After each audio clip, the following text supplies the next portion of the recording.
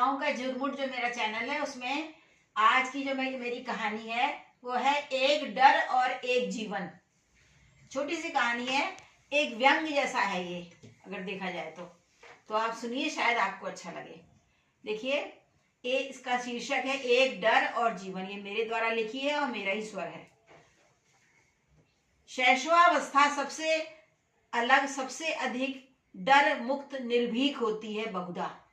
बच्चा किसी चीज से डरता है, शायद गर्म तवे में हाथ लगा ले, जब लगा लेगा तो वो हट जाता है।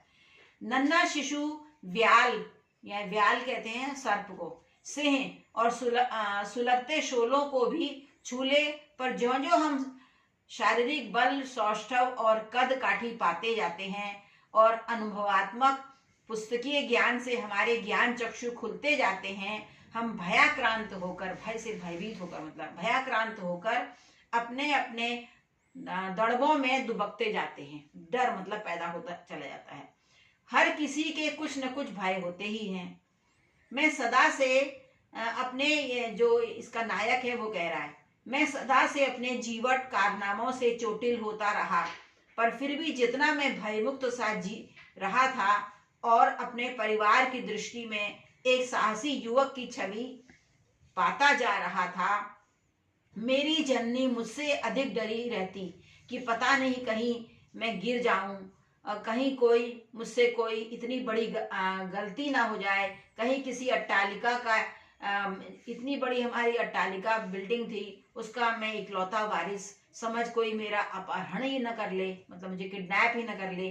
पर मैं अपनी धुन में खोया, अपने में मगन, बस आगे ही बढ़ता रहा और एक सफल अविवाहित स्वावलंबी युवक के रूप में समाज में मेरी पहचान बनने लगी। और जैसे मधु के आसपास स्वच्छता रहने पर भी मक्खियां भिनभिनाती रहती हैं, उसी प्रकार मुझ स्वेच्छाचारी हंसमुख सुखी युवक की खुशियां कुछ लोगों से देखी नहीं जा रही थी, और सभी ऐसे माता पिता और उनके शुभ चिंतक मुझे अपनी सुशील सुंदर कन्याओं से एक के जाल में फंसाने के उपक्रम करने लगे, मतलब मेरी शादी तय करने के पीछे लग गए। ऐसे ही समय एक सुयोग कहिए कि दुर्योग में एक अप्रतिम माने अत्यंत नखशिख सौंदर्य की स्वामिनी से मेरा परिचय हुआ, और मैं शीघ्र ही उससे विवाह करने की लालसा से अपनी माँ को अपने हृदय के उद्गार आशापूर्ण दृष्टि से निहारने लगा।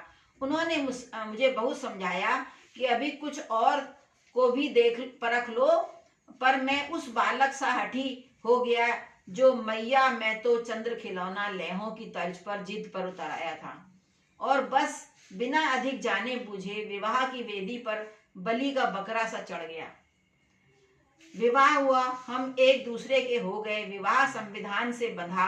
मैं अब पूर्णतः उस सुंदरी के प्रेम पाश में अकड़ा जकड़ा लगभग 1 वर्ष तक फड़फड़ाते हुए भी बहुत आनंदित हो रहा था, आनंद मना रहा था। पर धीरे धीरे मेरे ज्ञान चक्षु तो खुले, पर मेरा पौरुष इस जाल से मुक्त न हो सका। अब स्थिति यह है कि मैं चाह कर भी इससे उठकर कुछ करने में असमर्थ ही हूँ।